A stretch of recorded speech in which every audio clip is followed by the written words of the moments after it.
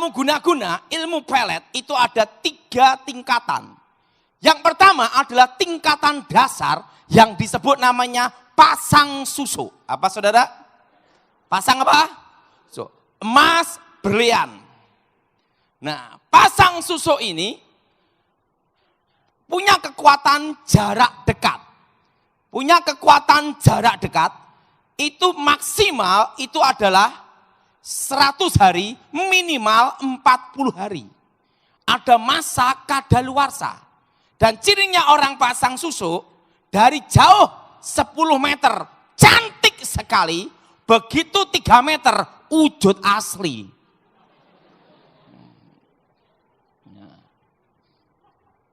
Dan kekuatannya hanya 1 pulau. Makanya jenis pasang susu ini, begitu ada yang kena, langsung keluar pulau, langsung kekuatannya netral. Karena apa saudara? Setan mau pindah lokasi, harus ada izin mutasi. Ada namanya nyebrang laut. Itu pasang susu. Nah itu jarak dekat saja.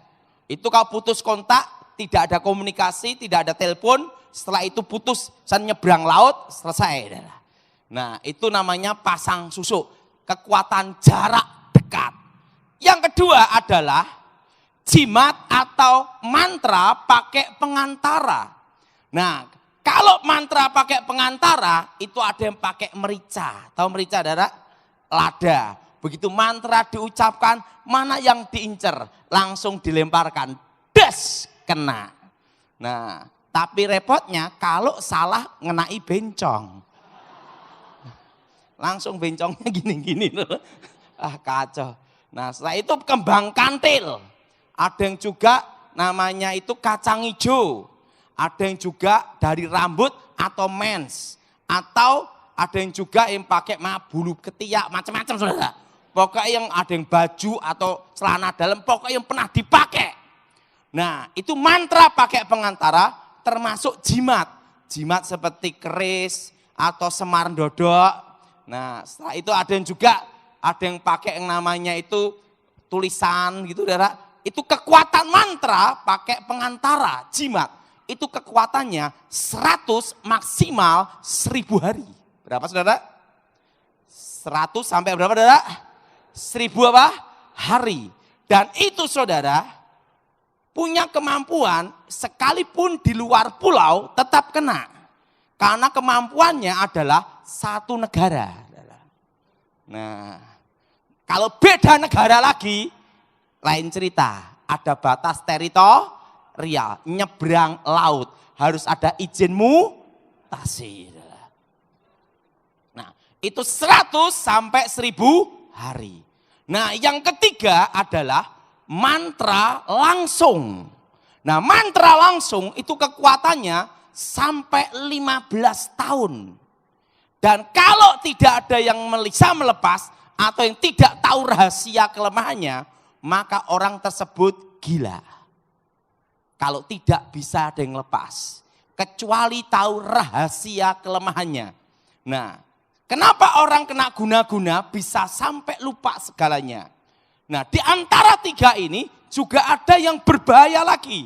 Yaitu susuk yang ditanam di kemaluan.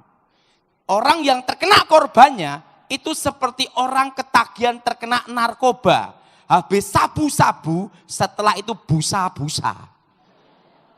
Jadi kayak sakau gitu. Nah, semua 3 tingkatan susuk ini, 3 tingkatan mantra, semua tetap ada rahasia kelemahannya. Dan rahasia kelemahannya, waktu diketemukan unsur air. Nah, cinta yang sejati lebih kuat melebihi cinta yang palsu. Nah sekarang saya akan memberikan contoh kenapa orang kena guna-guna bisa lupa semuanya. Nah saya minta untuk contoh ini sini dulu. Nah, sini, suami istri kan nih? Nah, sini. Ini dukunnya. Nah sekarang akan saya jelaskan. Ini contoh. Suami istri itu ada namanya ikatan batin. Ikatan batin ini bukan ilmu gaib atau mantra, tapi anugerah dari Yang Maha Kuasa. Kalau istri mengalami musibah atau masalah tanpa dikasih tahu, sang suami pasti terasa. Betul? Betul? Bukan lagi dua, tapi satu. Demikian kalau suami ada masalah atau musibah di luar negeri, kecelakaan. Seorang istri pasti terasa walaupun tidak dikasih tahu. Namanya firasat. Dan hubungan ini berlaku juga untuk orang tua dan anak. Anak ada masalah, ada musibah apapun, tanpa dikasih tahu, seorang ibu pasti terasa. Betul? Betul? Nah, itu bukan ilmu gaib. Itu adalah anugerah dari Yang Maha Kuasa. Itu berhubungan dengan ikatan darah. Orang bisa terkena guna-guna, itu adalah dari keluarga tidak harmonis dan tidak saling mencintai. Kalau keluarga harmonis, tidak bisa ditembus. Ini misalnya suami istri, ada hubungan batin, ikatan batin. Nah, setelah itu ada wewe gombel untuk contoh. Saya minta ini ke sini, Bu. Ini ibu pasiennya ngomong, Mbak Dukun, Mbah Dukun, tolong peletkan, guna-gunai, akyang. Mau berapa lama?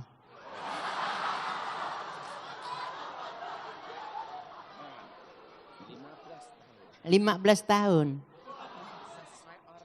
Sesuai order. Ingat, semakin tahunnya semakin mahal. Langsung seorang dukun akan bacakan mantra. Namanya mantra pemutus jiwa. Mantra apa, Saudara? Pemutus batin. Hubungan suami istri ini langsung diputus. Ini bisa diputus karena tidak harmonis. Kalau harmonis tidak bisa. Jelas, Saudara? Kuat. Hubungan orang tua anak langsung diputus. Langsung ini ikatan batinnya digabungkan dengan ini. Apa yang terjadi? Ini akan lihat ini seperti ini. Tapi ini lihat ini seperti ini. Sehingga dia mandang ini seperti bidadari. Nah, ikatan batin ini disatukan. Sehingga orang yang terkena guna-guna lupa semuanya. Anak, istri, dan keluarga termasuk orang tua. Karena ikatan batinnya ini digabung. Jadi satu dengan namanya mantra pemutus batin. Dan penyatu batin. Makasih. Silakan. Nah, yang jadi pertanyaan, apa cirinya orang kena guna-guna? Karena orang kena guna-guna beda dengan dasar bandot. Pertama, satu lawan satu. Pak, kemarin sama tetangga, setelah itu sama sekretaris, setelah itu sama pembantu. Ini kena guna-guna apa, Pak? Itu bandot. Karena orang kena guna-guna itu satu lawan satu. Jelas? Karena suatu kali ada seorang pengusaha, istrinya ngomong sama saya, Pak Daud, tolong tumpang tangan suami saya. Ini kena guna-guna. Kemarin sama sekretaris, sekarang sama pembantu. Saya itu tetangga. Sekarang sama teman saya, Pak Daud. Teman gereja lagi, gitulah. Tolong dicekkan, ini kena guna-guna bukan? Saya lihat, ini bukan guna-guna, bandot. Kalau bandot perlu doa sendiri. Nah, yang pertama, orang kena guna-guna itu adalah satu lawan satu. Jelas? Jelas? Yang kedua, waktu malam Jumat atau malam tertentu ada bau wangi menyengat. Itu biasanya daun pandan atau kembang kantil atau melati. Itu di dalam rumah, tepatnya di ruang tamu. Dan itu baunya wanginya gini, breng, lewat. Pak, kalau wanginya menetap, itu minyak wangi. kasusnya beda lagi. Nah, jadi waktu malam tertentu, tengah malam, dan seorang anak kadang peka. Karena apa, Saudara? Karena ada hubungan batin yang diputus. Makanya orang yang terkena guna-guna, itu keluarganya, itu selalu bermimpi aneh-aneh, Saudara. Karena itu tanda firasat, namanya ikatan batinnya diputus, ada akibat di situ, Saudara. Yang kedua, bau apa, Saudara? Wangi. Yang ketiga, lupa istri, lupa anak, lupa orang tua. Kalau bandot, lupa istri, ingat anak. Atau lupa anak, ingat orang tua. Tapi kalau kena guna-guna, dia tidak ingat. Yang keempat, tidak betah di rumah. Jadi kalau di rumah itu kayak tidak tahan. Inginnya keluar terus. Nah, dan yang kelima, tidak suka dandan. Karena apa? Kekuatan gaib mempengaruhi jiwanya. Mempengaruhi apa, Saudara? Mempengaruhi apa? Jiwanya. Sehingga dia tidak bisa ngurusi badannya sendiri. Kalau bandot lain, mau ke suatu tempat dia gini dulu.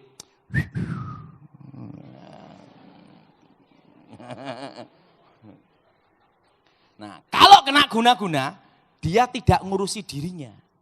Karena kekuatan roh itu menancap di jiwanya. Jelas, Saudara? Menancap di mana, Saudara? Jiwanya. Sampai dia itu lupa semuanya. Yang kelima, Saudara. Nah, dan pada waktu di rumah, mondar-mandir sekitar pintu. Mondar-mandir sekitar apa, Saudara? Mondar-mandir sekitar apa, Saudara? Sekitar pintu. Nah, kenapa? Karena mantra itu pada waktu dikirim, itu akan transit dulu ada di pintu utama. Jadi ingat, mantra setan pun ada tempat parkir. Itu tepatnya jam 6 sore. Dan pada waktu tengah malam, jam 12 malam, baru mantra masuk ke jiwa. Jelas, Saudara? Mantra masuk mana? Ke jiwa. Nah, lupa istri, lupa anak, tidak betah di rumah. Dan yang keenam, yaitu pada waktu tidur, tengah malam, itu akan ada perang batin. Karena hati nurani tidak mencintai. Tapi kekuatan roh mengikat untuk menguasai alam bawah sadar. Sehingga kalau tidur gini, Saudara. Kenapa gini gerak-gerak gini? Karena hati nurani tidak mencintai. Tapi kekuatan roh mencengkram. Jelas, Saudara? Kekuatan roh, Saudara, mencengkram. Dan ingat, keluarga pasti akan banyak mimpi-mimpi aneh. Biasanya mimpi ada ular. Nah, ular itu apa? Lambang setan. Ngomong sama sebelahnya, kamu bukan setannya. Adalah. Jelas? Jelas? Sering mimpi apa, Saudara? Ular atau penampakan roh perempuan. Nah, bagaimana kelemahan guna-guna? Bagaimana cara mengalahkannya? Perlu Saudara tahu, mobil sebagus apapun tidak dikasih bahan bakar mogok. Betul? Betul? Betul? Nah, apa bahan bakar kekuatan gaib?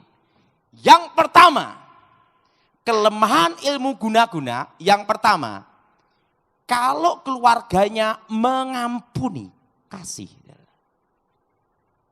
Semua kekuatan gaib, kekuatan mistik mengambil kekecewaan, akar pahit, dendam dalam diri manusia.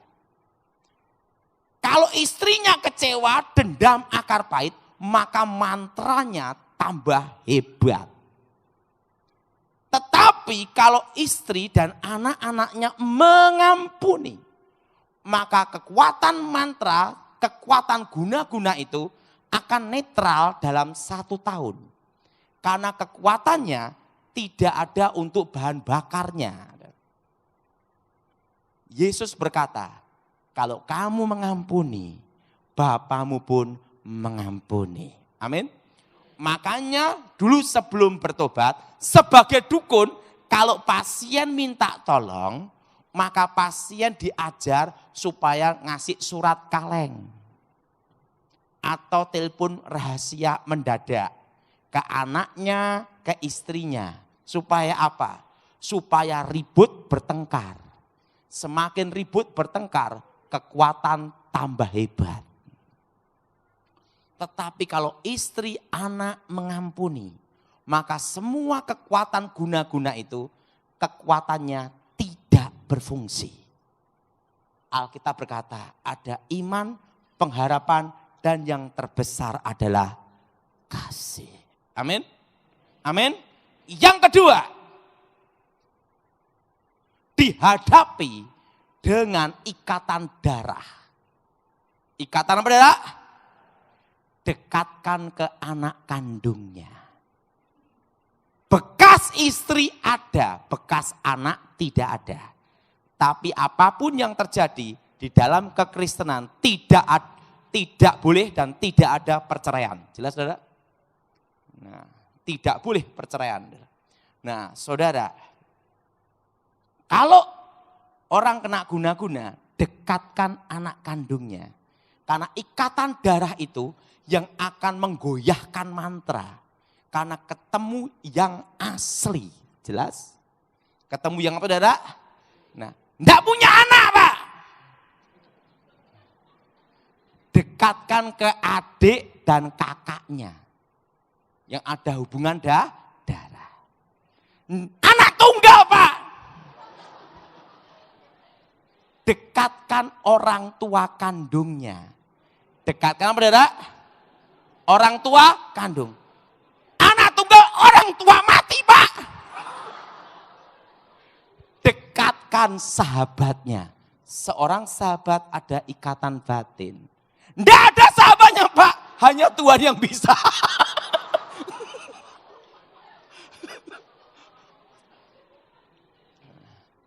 Harus ada minimal sahabatnya. Karena sahabat itu ada ikatan bahkan sahabat bisa melebihi saudara. Kan itu saudara. Nah itu ada hubungan batinnya. Begitu ini didekatkan, yang asli ketemu itu goyah. Tapi yang paling berbahaya dalam ilmu guna-guna, kalau ketemu anak kandung. Begitu kena anak kandungnya, mantra itu akan goyang. Kekuatan tidak berfungsi. Karena ketemu yang asli. Jelas saudara? Yang ketiga, dihadapi dengan cinta sejati. Apa saudara? Ingat, kasih itu tidak mencari keuntungan. Betul? Dan kasih itu menutupi segala sesuatu. Amin? Dan kasih itu memberi. Saudara, untuk menghadapi ilmu guna-guna sehebat apapun, seorang istri harus mencintai suaminya apa adanya. Pak, kalau istrinya sudah tidak mencintai gimana? Susah. Harus ada cinta di dalam diri istrinya. Karena apa? Yang asli itu lebih kuat daripada yang palsu. Itulah cinta, cerita indah namun tanpa akhir.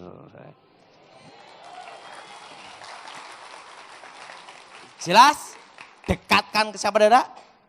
Orang anak, setelah itu hadapi dengan cinta yang suci. Dari cinta yang murni benar. Untuk menghadapi guna-guna, haruslah dengan kekuatan cinta. Dihadapi dengan cinta yang murni. Jelas saudara?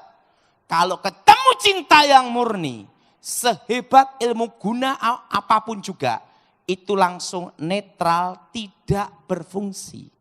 Karena namanya ketemu yang aslinya. Jelas saudara? Dan yang keempat, jangan mengukit dosa lama. Alkitab berkata, jangan hidup mengungkit-ungkit masalah lalu.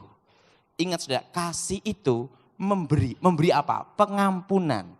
Kadang seorang ibu, kalau sudah pernah jengkel sama suaminya, begitu ada masalah baru diungkit-ungkit lagi yang lama, betul? Yang ngomong betul bapak-bapak semua ini. Kalau sudah lakukan 3 ini, dan seorang suami yang kena guna-guna itu, cirinya mau kembali ke keluarga, kadang ke sana, kadang ke rumah. Berarti mantranya sudah goyah. Mantranya sudah berada goyah. Kalau udah mantranya sudah goyah, ketemu yang asli. Dia pulang ke rumah. Waktu pulang ke rumah, jangan ungkit dosa lamanya dia. Karena kasih itu adalah memberi pengampunan. Kasih itu menanggung segala sesuatu. Amin. Kasih itu memberi. Nah, yang 4 ini yang penting sekali. Kalau 4 ini dilakukan, sekalipun bukan orang Kristen. Ingat ya, sekalipun bukan orang Kristen, maksimal 3 tahun, minimal 1 tahun, pasti kembali. Tetapi kalau kita orang Kristen, lebih dari itu, ada kuasa dalam nama Yesus. Nah, yang kelima, ini untuk orang Kristen.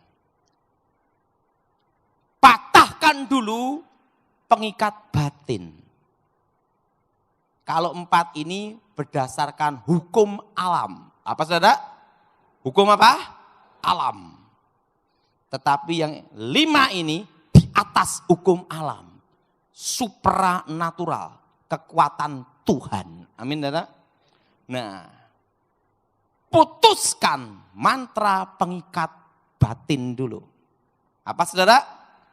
Mantra pengikat apa? Batin.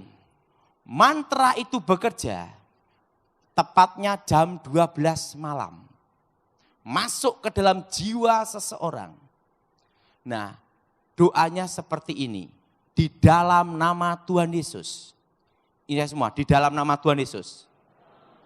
Segala ikatan batin, mantra roh jahat. Nah, kalau tahu perempuannya, sebut perempuannya. Kalau itu yang kena istri, sebut lakinya. Itu semua, kami putuskan. Kami batalkan, kami hancurkan dalam nama Yesus. Dan itu kalau suami doakan gini, darah Yesus bebaskan tubuh, jiwa, roh. Apa saudara? Darah Yesus, apa saudara? Tubuh, jiwa, apa? Roh. Putuskan dulu mantra pengikat batinnya. Nah, mantra pengikat batin itu bekerjanya jam 12 malam. Dan masuk ke dalam jiwa seseorang itu tepatnya hari Rabu, Kamis, Jumat. Jarang yang malam minggu. Jelas? Ada 3 hari di sini. Rabu, Kamis, Jumat. Itu mantra pengikat batin itu masuk ke dalam jiwa seseorang. Dan itu harus diputuskan dalam nama Yesus. Sebelum masuk ke dalam jiwa seseorang. Nah, setelah itu, yaitu ditolak, diusir dalam nama Yesus, tepatnya jam 6 sore. Karena mantra itu dikirim, akan parkir, akan masuk sebelum jam 12. Itu parkirnya ada di pintu utama. Di pintu apa saudara? Utama. Nah, Pak, apakah harus di ruang pintu utama? Kurang kerjaan juga adalah. Doa tidak dibatasi ruang dan waktu. Saudara sebelum jam 6 sore, saudara berdoa. Tolak setannya. Doanya seperti ini. Dalam nama Tuhan Yesus. Ini semua, dalam nama Tuhan Yesus. Segala roh-roh setan, segala roh-roh jahat, mantra-mantra kami usir keluar. Dalam nama Yesus. Darah Yesus hancurkan mantra-mantra. Darah Yesus hancurkan kutuk-kutuk. Darah Yesus sucikan tempat ini. Ingat saudara. Dan perlu saudara tahu. Kalau mantra sudah masuk ke dalam tubuh seseorang. Setelah itu orangnya ini lepas. Ingat. Ada dampaknya. Kalau sudah kena di atas 1000 hari, begitu lepas setannya, tapi bekasnya itu ada, karakternya rusak. Ingat, karakternya apa, Saudara? Karakternya apa? Rusak. Nah, seorang istri harus tahu. Pertama, kalau yang kena suaminya, jangan diserahin sertifikat semua. Balik nama, jual semua. Kenapa? Karakternya rusak dulu. Jelas? Karena yang masuk itu roh jinah dan roh penipu. Nah, jadi harus ada namanya rehabnya. Dan yang kedua, ingat, jangan bawa uang banyak-banyak. Kenapa? Karena karakternya ini rusak. Kalau membenahi karakter itu perlu waktu. Jelas, Saudara? Jelas? Jelas? Nah, ingat, tukang becak susah selingkuh. Kenapa? Enggak punya duit. Jelas? Nah, makanya begitu kalau seorang suami itu sadar habis kena, lepas. Harus seorang istri tahu cara mengatasi selanjutnya. Yaitu apa? Jangan ngasih kepercayaan yang berhubungan dengan harta dan uang dulu. Itu sampai 3 tahun. Maksimal 5 tahun. Untuk apa? Memperbaiki karakter yang sudah dirusak. Jelas? Jelas? Jelas? Setan itu begitu masuk, hancur. Nah, untuk memperbaiki itu perlu Roh Kudus untuk memperbarui karakter. Jelas, Saudara? Kejadian ada di Jawa Barat. Ada seorang ibu punya anak tunggal. Suaminya ini, ibu ini punya anak tunggal perempuan, menikah. Mantunya, yaitu suami anak tunggalnya, kena guna-guna di Surabaya. Setelah itu dia kan tahu bagaimana cara ngalahkannya karena dia dengar khotbah saya. Nah, begitu lepas dari wewe gombel, dibawa ke Jawa Barat. Sama ibunya dipegang uang untuk ngasih modal, habis uangnya. Kenapa habis? Karakternya sudah rusak. Nah, untuk memperbaiki itu perlu waktu. Jelas, Saudara? Perlu apa, Saudara? Perlu apa? Waktu. Saya ngomong sama ibu ini, untung belum sertifikat kamu semua diserahin. Jadi gimana Pak Daud? Nanti kalau dia kembali, untuk masalah uang dipegang. Dipegang, setelah itu ingat, seorang istri harus waspada. Karena perlu perbaikan itu perlu waktu 3-5 tahun. Dan harus dibimbing rohani, dibimbing konseling. Dan itu pun harus betul-betul yang orang yang dalam Tuhan sungguh-sungguh. Ajak persekutuan gereja hidup dalam Tuhan. Pengalaman saya itu enggak sampai 3 tahun sudah beres. Tapi lebih baik kan saya ngomong lebih lama lebih bagus kan gitu. Itu 3-5 tahun. Jelas, Saudara? Suatu kali saya nangani kasus ada di Manado. Ada seorang ibu cantik mirip Yuni Sara. Cantik. Cantik. Yuni Sara kalah, dia putih. Cantik. Nah, suaminya kena guna-guna sama pembantu. Pembantunya dari daerah Sanger, Sangita Laut. Apa yang terjadi?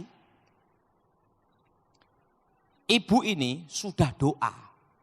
Udah panggil banyak pendeta. Dari doa angkat tangan, lipat tangan, sampai sujud. Yang belum doa salto. Udah doa angkat tangan apa? Semua cara digunakan. Nah, suatu kali saya diminta untuk datang KKR ada di Manado. Ibu ini ngomong gini, Pak Daud, saya punya suami terkena guna-guna. Bagaimana cara supaya suami saya kembali, Pak? Dan kena sama pembantu. Pikiran kita satu, Ibu ini cantiknya kayak gini. Gimana pembantunya? Betul? Betul? Betul? Wong ibunya cantiknya kayak gitu Satu lokasi ini kalah. Benar. Apalagi pembantu. Kan gitu dah. Waduh. Pengalaman. Wah. Coba saya mau lihat suami ibu. Wah. Saya datang ke rumahnya. Suami yang ngomong, Pak Daud tahu nih ya? Ahli santet. Gitu dah. Dia ngomong sama saya. Pak Daud, saya punya simpanan perempuan dari Sanger. Coba Pak, saya mau lihat orangnya. Beratnya aja 1 kuintal. Udah hitam, mulut gini. Jalannya gini. Saya ngomong sama ibu ini, itu pasti kena guna-guna. Hitam, mulutnya gini. Jalannya gini. Waduh. Saya ngomong sama ibu ini, Pak Daud bagaimana cara ngalahkannya?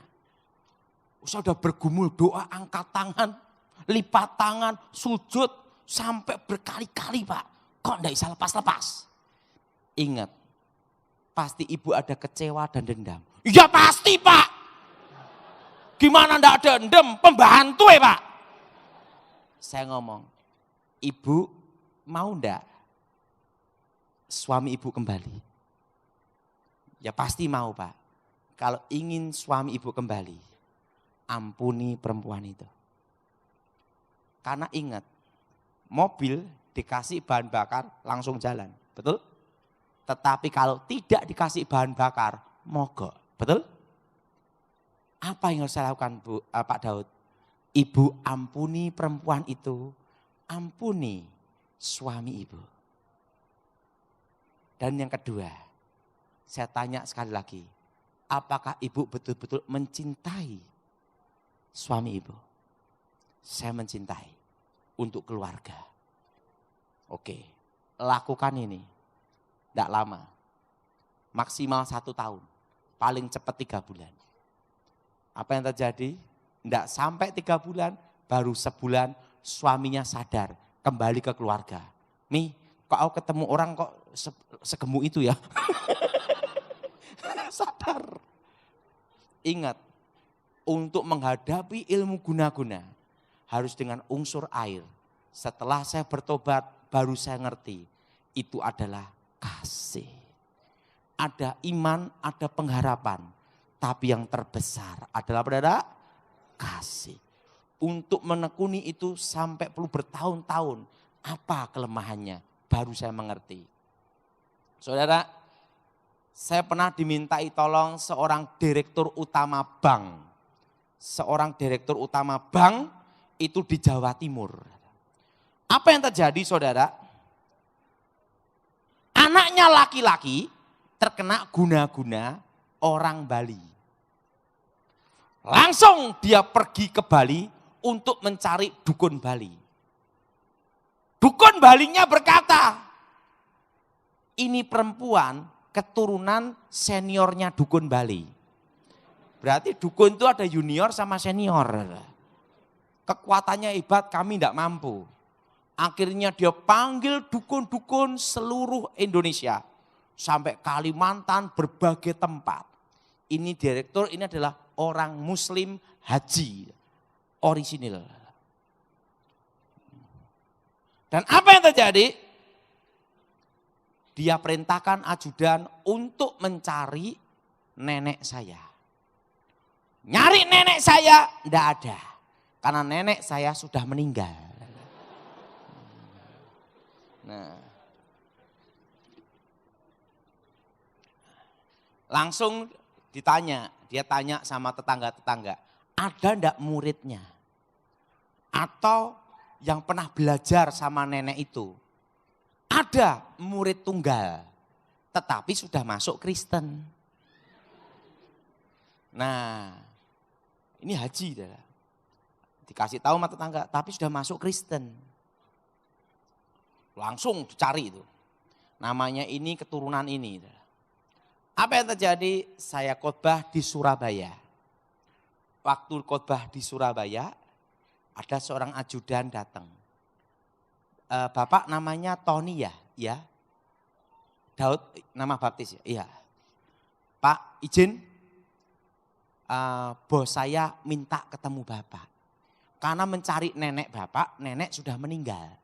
Si setan kober, ahli ilmu jaran goyang meninggal. Nah, mau tidak mau dikasih rekomendasi untuk cari murid tunggal. Nah, muridnya itu Bapak tinggalan. Nah, tapi bos saya ini orang Muslim. Bapak diminta dengan hormat tidak boleh nyebut nama Yesus dan Kristen. Loh, kok gitu? Ini perintahnya bos. Ya udahlah, saya tujuannya untuk nolong orang ya sudahlah. Saya datang ke situ. Direktur utama bank ini gini. Bapak Tony? Ya Pak Daud? Ya gimana? Saya minta tolong. Anak saya terkena guna-guna. Semua dukun Kalimantan termasuk yang di TV, di koran sudah tak datangi semua. Dan harapan saya adalah nenek Anda. Tapi nenek Anda meninggal. Sekarang Anda adalah murid tunggalnya. Pasti tahu rahasia kelemahannya jenis ilmu ini. Iya, berarti 3 tingkatan ilmu guna-guna. Oke, saya tahu. Pertama, kalau Bapak mau anakmu kembali, ampuni perempuan itu, ampuni pula anak Bapak laki-laki. Wah, susah Pak. Kalau bila perlu tak potong Pak. Perempuannya itu Pak, tidak bisa.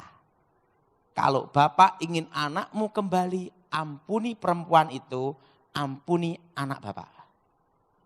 Karena kelemahan ilmu guna-guna dihadapi dengan apa? Pengampunan. Iman, pengharapan, dan terbesar adalah kasih.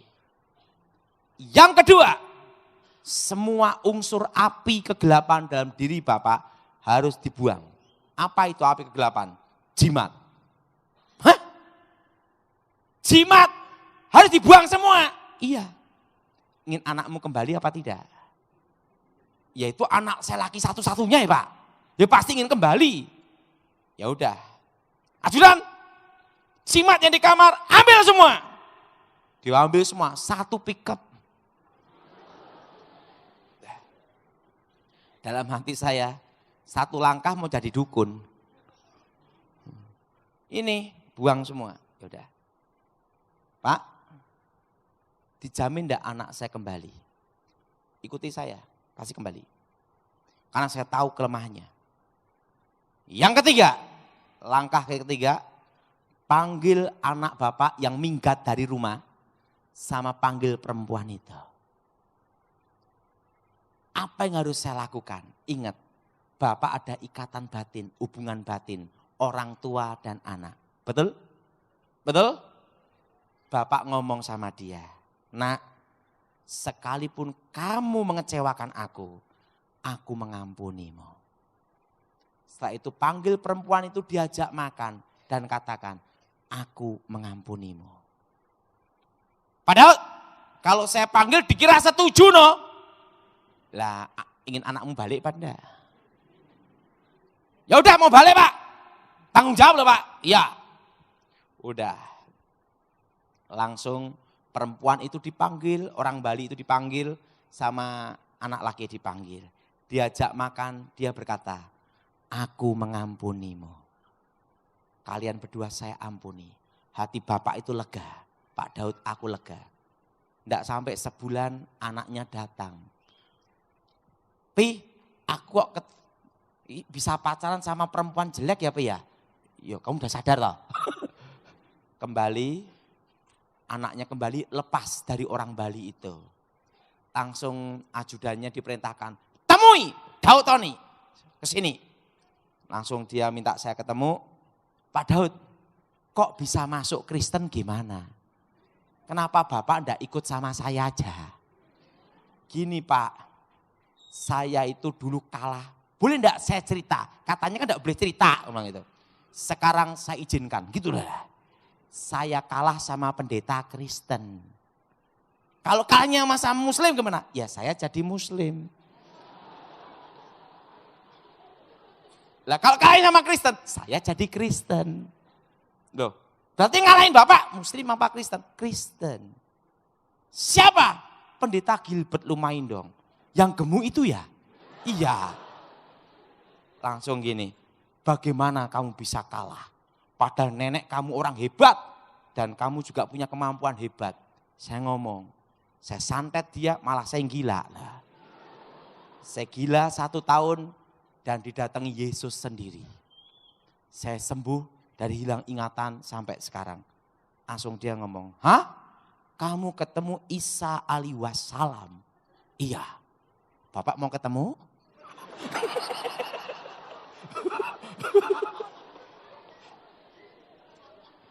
Langsung gini, yang benar. Kamu ketemu Isa alaihi wassalam. Hakim yang adil. Di dalam hadis, Isa kalimatullah rohullah. Iya, iya. Kamu ketemu benar. Enggak salah, enggak salah. Setan saya tahu Pak, bekas teman ya Pak. Langsung dia nih, oh bagaimana kamu ketemu Isa al-Masih, Isa alaihi wassalam. Saya cerita, waktu saya hilang ingatan 1 tahun, ada cahaya terang dulu. Yes, masuk kepala saya sembuh seketika. Dan terdengar suara, akulah Alfa, akulah Omega. Yang awal, yang akhir, akulah aku, YHWH, Yahweh. Aku telah mati, bangkit, hidup kembali, Yesua Hamasia. Langsung dia gini, Yesus betul-betul disalib atau tidak toh? Nah, saya ngomong sama dia, saya ngelihat dia sendiri ada lubang paku di sini. Langsung dia ngomong gini, berarti kamu ketemu Yesus Kristus sendiri, Isa al-Masih. Iya. Berarti kamu udah bertobat. Iya. Udah enggak ada order lagi. Udah enggak. Saya ngomong, terima kasih anak saya udah kembali. Saudara, cinta yang palsu hanya bisa dikalahkan dengan cinta yang suci. Amin. Dan cinta itu adalah apa? Kasih. Apa saudara? Ngomong sebelahnya, kasih.